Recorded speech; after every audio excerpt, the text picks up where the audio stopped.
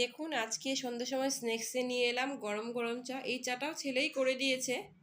হ্যাঁ, ছেলেই করে দিয়েছে, ওকে শিখিয়ে দিয়েছি, ও ছোটো তো, ওকে শিখিয়ে দিয়েছি, যেরকমভাবে শিখিয়ে দিয়েছি ওরকমভাবেই ও করে। একটা বাচ্চাকে আপনি যেভাবে মানুষ করবেন ও দেখবেন সেইভাবেই, সেই ধাঁচেই ও বড় হবে। তো কি শিখিয়ে দিয়েছি, বাবা এইভাবে চা করতে হয়। তো প্রতিদিনকে বিকেলে হলে আমাকে সন্ধ্যার সময় জিজ্ঞেস করে, মাম্মি তোমার জন্য চা করে দেবো? হ্যাঁ করে দাও। দিয়ে চা গরম হলে কাপটা আমি নিয়ে চলে আসি, গরমটা ওকে ধরতে দিই না। বাট তার আগে অবধি চা পাতা চিনি দুধ দেওয়া এগুলো সব ওই করে। তো এখনকার চাটা ওই করে দিয়েছে, পুজো দিয়ে এসছি, সন্ধ্যাপাতি দিয়ে এসছি। দেওয়ার পর আমাকে জিজ্ঞাসা করছে, মামি চা খাবে? আমি বললাম হ্যাঁ বাবা একটু চা খাবো। তো করেছে, করার পর আমি চাটা কাপে ঢেলেছি, সসপ্যান থেকে কাপে ঢেলেছি।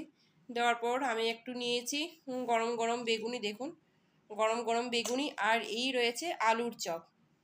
আলুর চপ আর বেগুনি দিয়ে চাটা খাবো।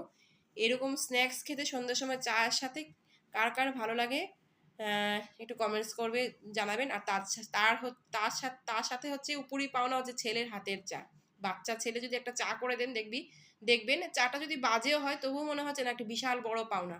আমার ক্ষেত্রেও সেম। তো আমার সাথে আপনারা কারা কারা সহমত সেটা একটু কমেন্টস করে জানাবেন। আর এই রকম স্ন্যাক্স সন্ধ্যের সময় গরম চা আর সাথে বেগুনি চপ কার কার ভালো লাগে।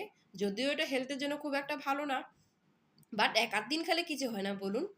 তো আমাকে লাইক কমেন্ট শেয়ার করে জানাবেন, কমেন্টস করে জানাবেন কার কার এরকম ভালো লাগে। ভালো থাকবেন, দেখা হবে পরবর্তী কোনো একটা ব্লগে।